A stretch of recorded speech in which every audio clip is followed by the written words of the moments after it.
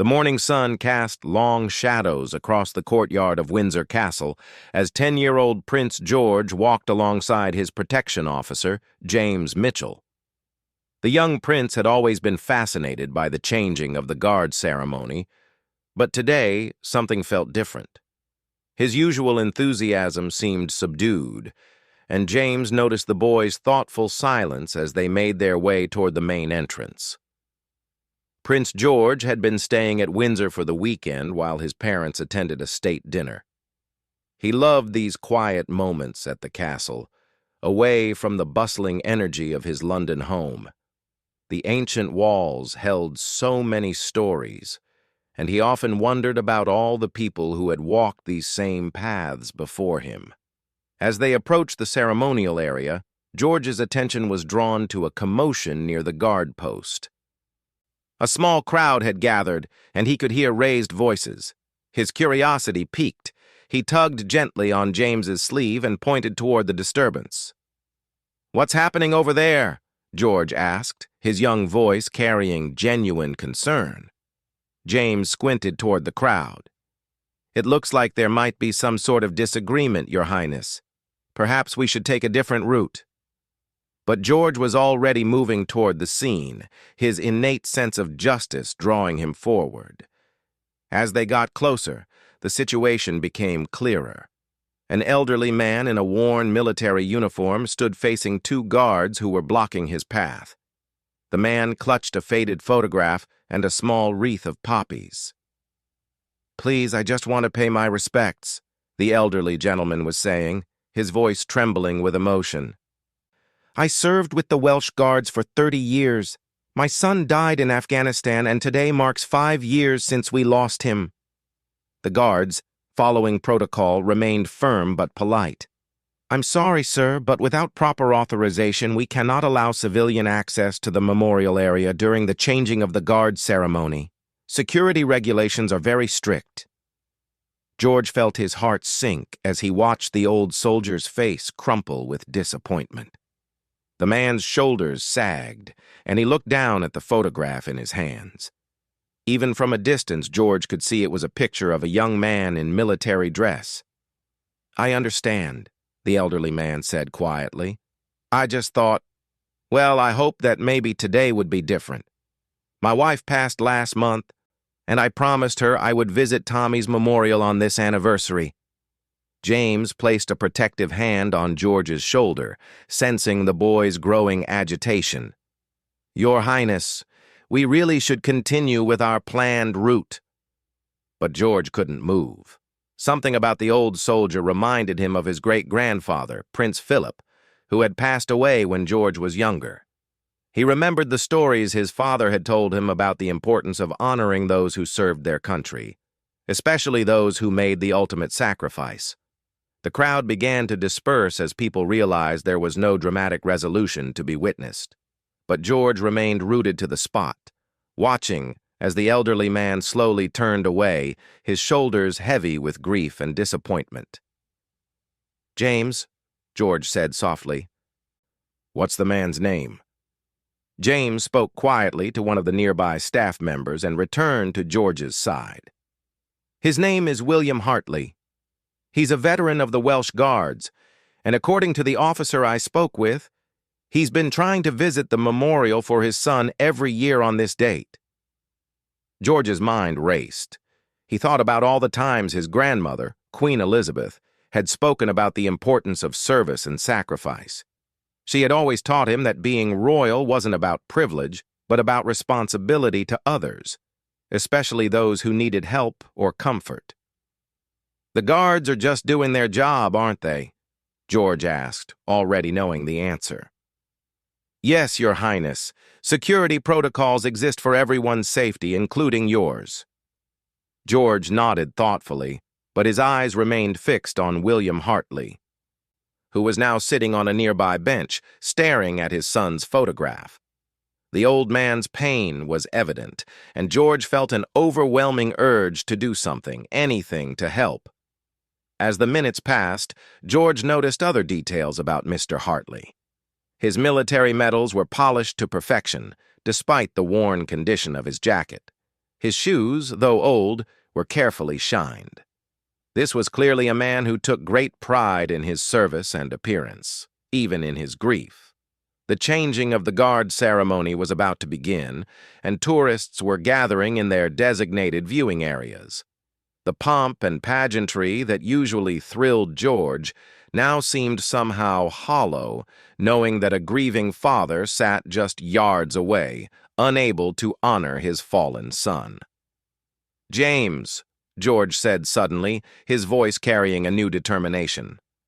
"I want to meet Mr. Hartley." James looked concerned. "Your Highness, I'm not sure that's advisable.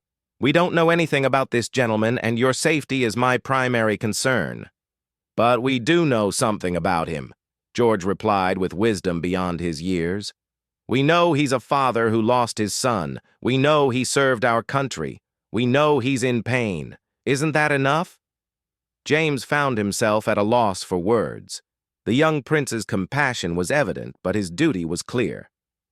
"Let me consult with the security team first, Your Highness." While James stepped away to make his calls, George continued to observe Mr. Hartley. The old man had taken out a small notebook and was writing something, occasionally glancing up at the castle walls. George wondered what he was thinking about, what memories were flooding through his mind. When James returned, his expression was conflicted. "The security team says a brief, supervised meeting would be acceptable given the circumstances. However, they want additional officers present." George shook his head. "No extra officers. That will just make him feel more uncomfortable. He's already been turned away once today. I don't want him to feel like he's being interrogated." "But, Your Highness—" "James, my great-grandmother always said that sometimes the most powerful thing a royal can do is show up as a human being first. I want to do that now." James realized that arguing with the young prince would be futile. There was something in George's tone that reminded him of the late Queen Elizabeth's quiet determination. "Very well, Your Highness, but I'll be right beside you." As they approached the bench, George felt nervous, but resolute. He had no idea what he would say to Mr. Hartley, but he knew that doing nothing would be worse than trying and possibly failing to provide comfort. Mr. Hartley looked up as their shadows fell across his notebook. When he recognized Prince George, his eyes widened in surprise, and he began to stand. "Please don't get up," George said quickly. "May I sit with you?" The old soldier looked confused but nodded, making room on the bench. "Of course, Your Royal Highness. I'm honored." George settled beside him, suddenly very aware of the photograph still clutched in Mr. Hartley's weathered hands. "I couldn't help but notice you were hoping to visit the memorial today." Mr. Hartley's eyes filled with tears. "Yes, Your Highness. Today marks 5 years since we lost my son, Tommy. He was serving with the Welsh Guards in Afghanistan when—" His voice trailed off. "Tell me about Tommy," George said simply. For the next few minutes, Mr. Hartley shared stories about his son. How Tommy had always wanted to serve like his father, how he loved football and could make anyone laugh, how he had planned to become a teacher after his military service. George listened intently, asking thoughtful questions and showing genuine interest in every detail. As Mr. Hartley spoke, some of the pain in his eyes seemed to ease. Having someone truly listen, especially someone so unexpected, appeared to provide a comfort he hadn't anticipated. "He would have been so excited to meet you," Mr. Hartley said with a sad smile. "He followed all the royal news, especially about your family. He used to say that your father seemed like someone he'd want to serve under." George felt a warmth spread through his chest. "I wish I could have met him too." They sat in comfortable silence for a moment, watching the tourists gathering for the ceremony. George's mind was working, trying to think of some way to help this grieving father honor his son's memory. "Mr. Hartley," George said slowly, "what if I told you that the guards might reconsider their decision?" The old man looked puzzled. "I don't understand, Your Highness." George stood up, his young face set with determination. Sometimes the right thing to do isn't about following every rule exactly as written. Sometimes it's about understanding why those rules exist and finding a way to honor both the rule and the person. As George walked toward the guard post, with James following nervously behind, he was formulating a plan. It wasn't about using his royal status to demand special treatment. Instead, it was about finding a way to demonstrate that true security came not just from keeping people out, but from knowing when to let the right people in for the right reasons. The ceremony bells began to chime in the distance, and George knew he had very little time to act. But for the first time all morning, he felt completely certain about what he needed to do. Prince George approached the guard post with purposeful steps, but his manner remained calm and respectful. The two guards who had earlier denied Mr. Hartley access straightened immediately upon seeing the young prince, their training evident in their precise posture. "Your Royal Highness," the senior guard, Sergeant Thompson, said with a crisp salute. "How may we assist you today?" George looked up at the tall soldier, remembering everything his father had taught him about speaking with military personnel. "Sergeant Thompson, I wanted to speak with you about Mr. Hartley." The sergeant's expression became slightly uncomfortable. "Your Highness, I hope you understand that we were simply following established security protocols. We meant no disrespect to the gentleman." "I know," George replied earnestly. "And I'm not here to question your judgment. You were doing your job exactly as you should. But I wonder if we might find a different solution." James watched nervously as George spoke, impressed by the boy's diplomatic approach, but still concerned about the complexity of the situation. The changing of the guard ceremony was due to begin in less than 30 minutes, and any deviation from standard procedure would need approval from multiple security levels. "What did you have in mind, Your Highness?" Sergeant Thompson asked, genuinely curious about what the 10-year-old prince might suggest. George took a deep breath. "Mr. Hartley served with the Welsh Guards for 30 years. His son died serving our country. Today marks the 5th anniversary of that loss, and he simply wants to lay a wreath and say a prayer. What if, instead of Mr. Hartley going to the memorial ceremony came to him?" Both guards exchanged glances, not quite understanding what George meant. "I'm not sure I follow, Your Highness," the younger guard, Corporal Davies, said respectfully. George's eyes lit up as his idea became clearer in his mind. What if we held a small memorial service right here in the courtyard? Nothing that would interfere with the main ceremony, but something that would allow Mr. Hartley to honor his son while maintaining all security protocols.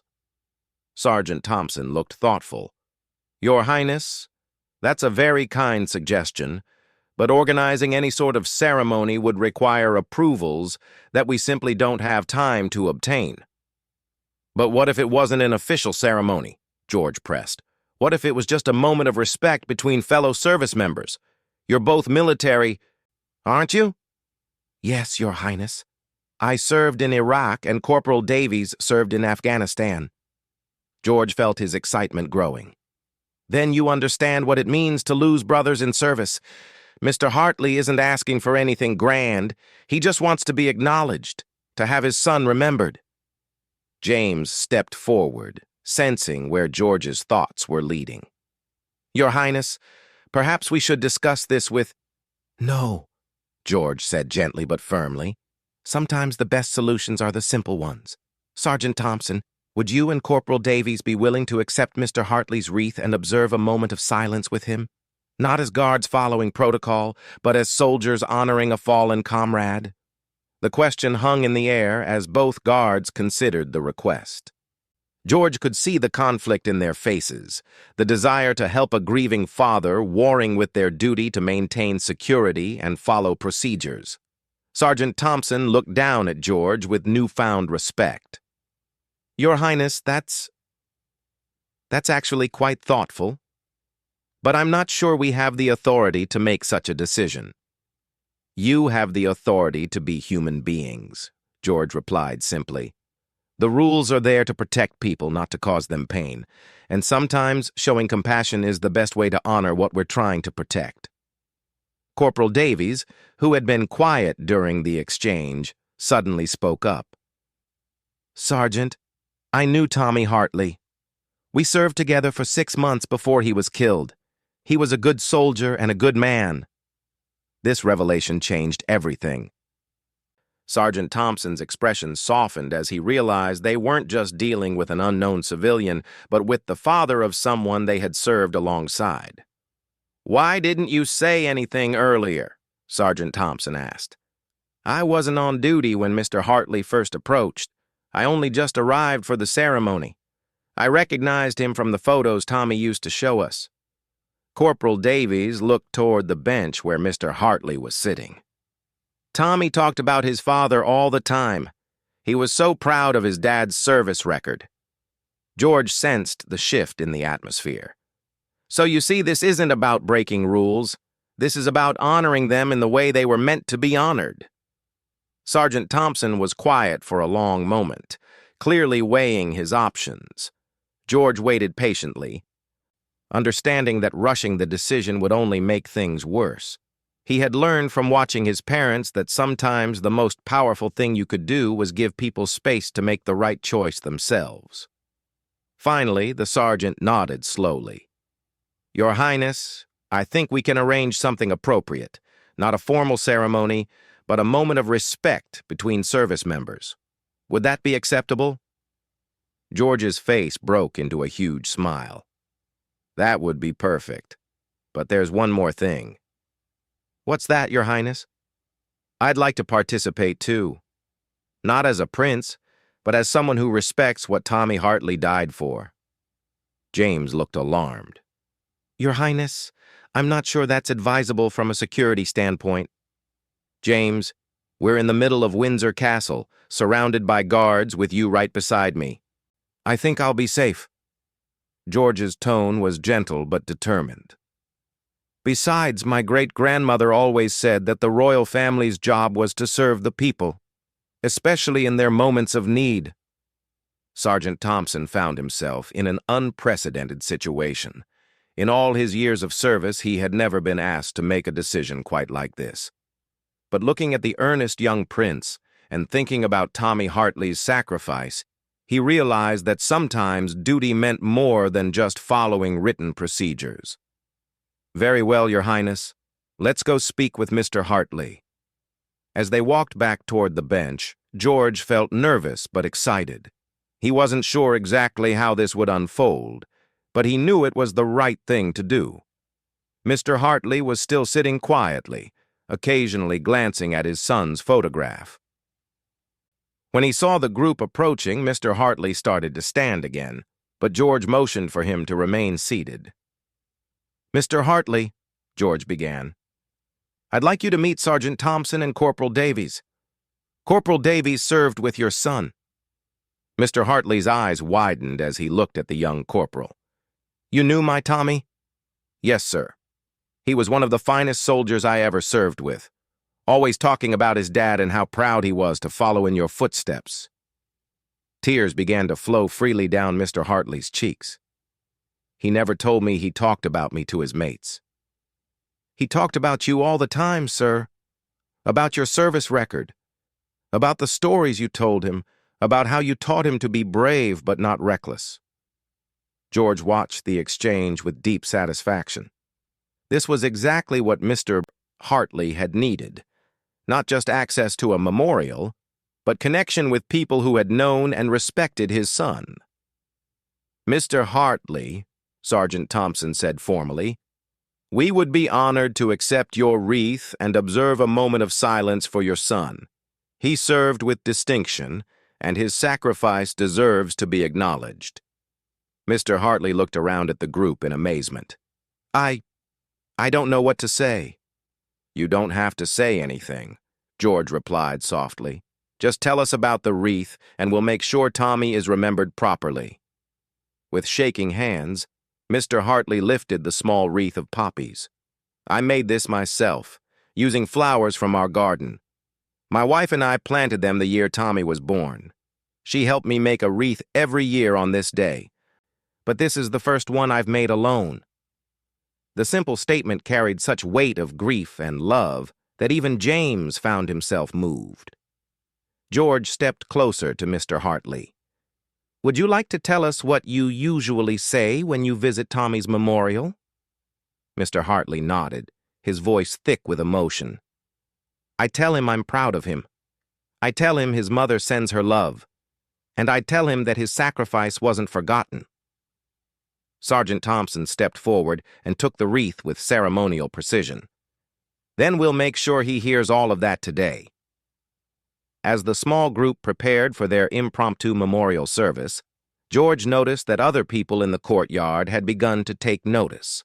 Some tourists had stopped to watch, sensing that something meaningful was happening. Several castle staff members had also gathered at a respectful distance.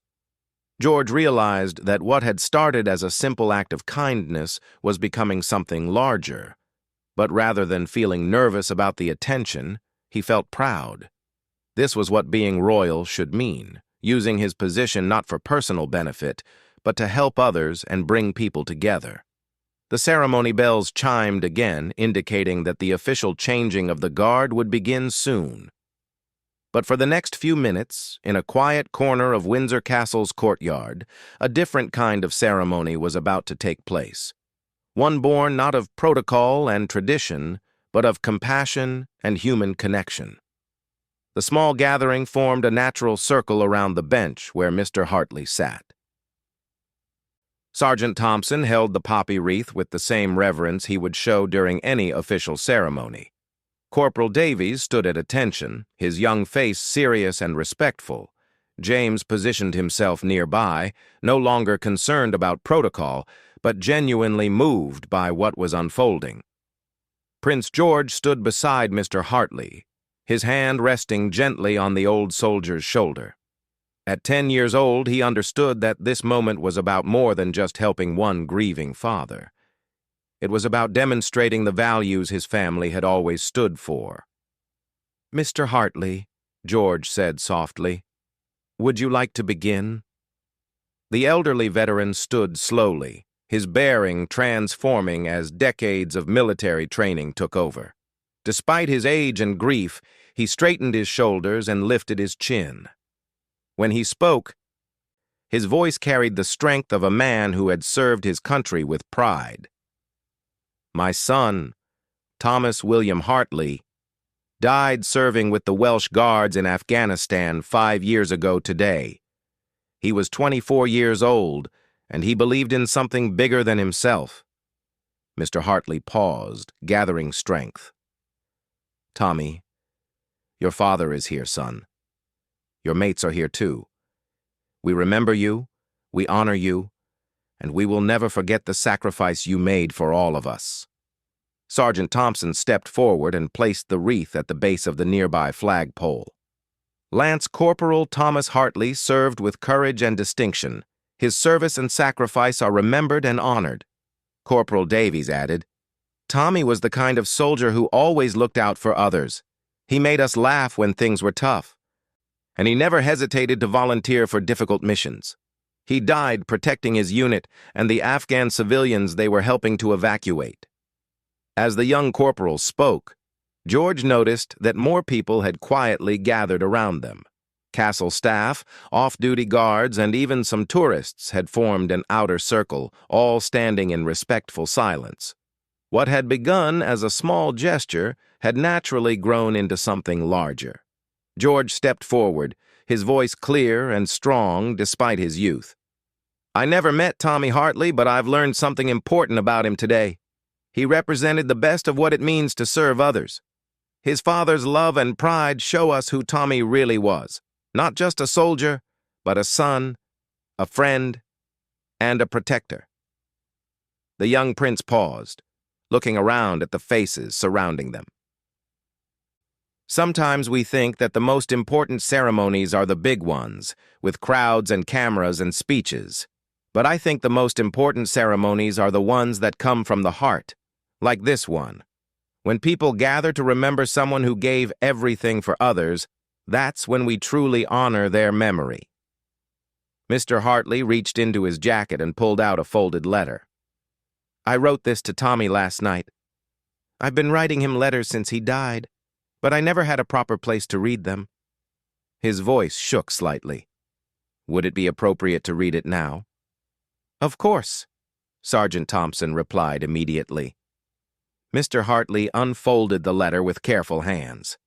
Dear Tommy, it's been 5 years now, and not a day goes by that your mother and I don't think about you.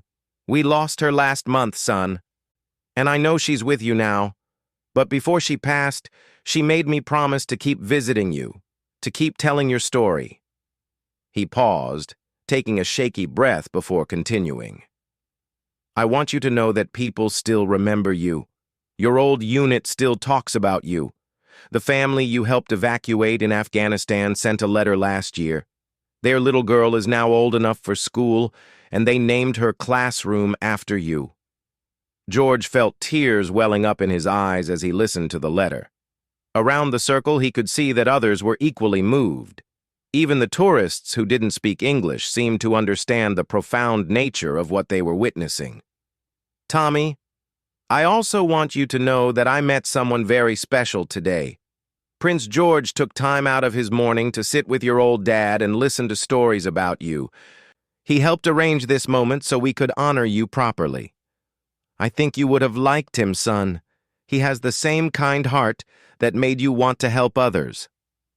Mr. Hartley folded the letter and looked directly at George. Your Highness, I don't know how to thank you for this.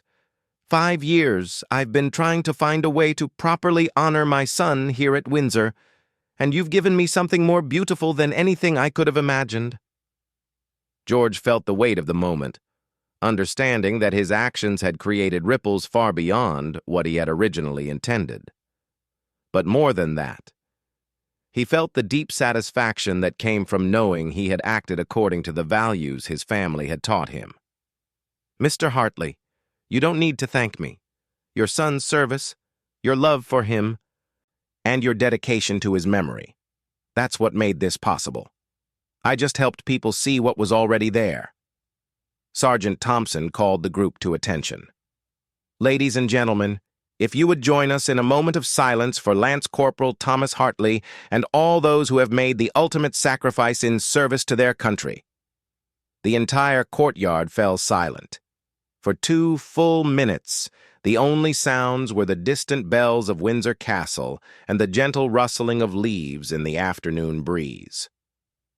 George stood with his head bowed, thinking about Tommy Hartley and all the other young men and women who had given their lives for others. When the silence ended, something unexpected happened. One by one, people began to approach Mr. Hartley. Castle staff members, guards, and tourists all came forward to shake his hand and offer their condolences. Many shared their own stories of family members who had served in the military. George watched in wonder as his simple act of compassion had created a spontaneous community of support around a grieving father. This was the power of human connection, he realized. When people saw others acting with kindness, they were inspired to do the same. An elderly woman from a tour group approached with tears in her eyes. My husband served in the Royal Navy, she told Mr. Hartley. He would have been honored to stand with you today. A young Castle staff member, barely out of his teens, said quietly, My brother is deployed in Afghanistan right now. Thank you for reminding us what their service means. Even Corporal Davies, who had started the morning simply preparing for routine ceremony duty, found himself deeply affected by the experience. He approached George privately as the crowd began to disperse. Your Highness, what you did today? That wasn't just about helping Mr. Hartley. You showed all of us what real leadership looks like. George felt embarrassed by the praise. I just did what felt right.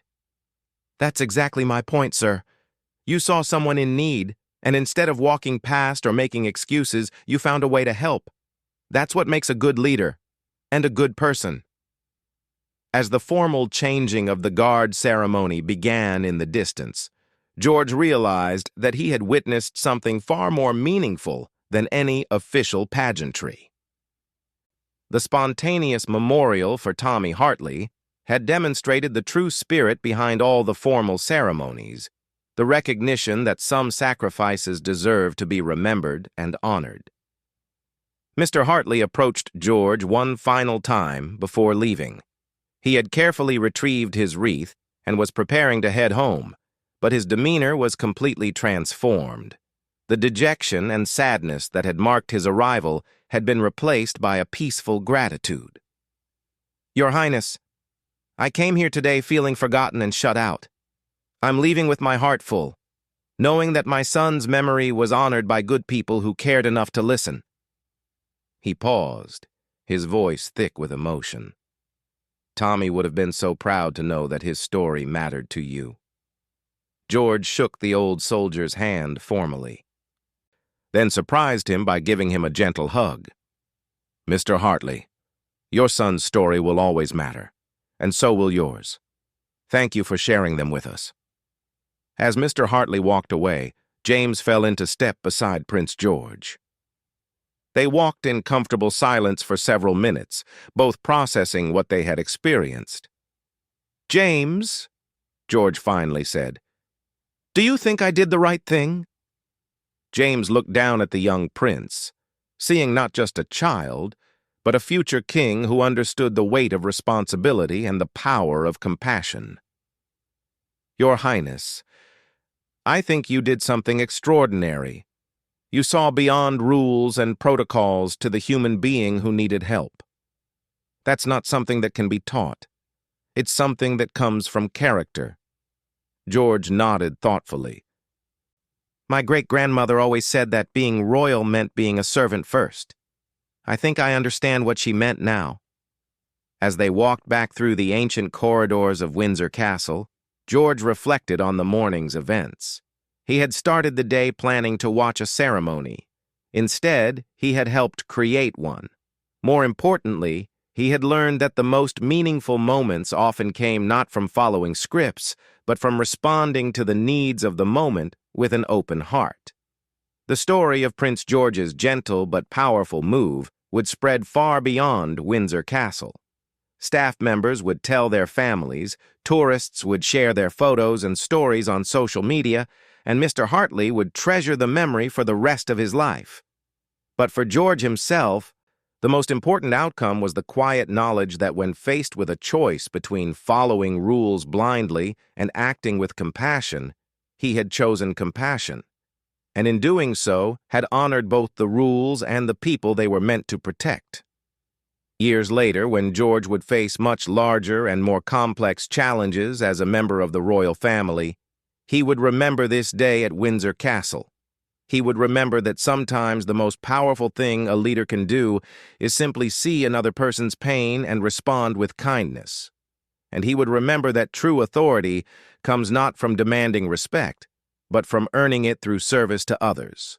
The changing of the guard ceremony continued in the distance, its formal precision unchanged by the morning's events. But in a quiet corner of the courtyard, where a simple wreath had been laid and a father's love had been honored, something profound had taken place. A young prince had learned that the greatest ceremonies are not always the ones written in official protocols, but the ones written in the human heart.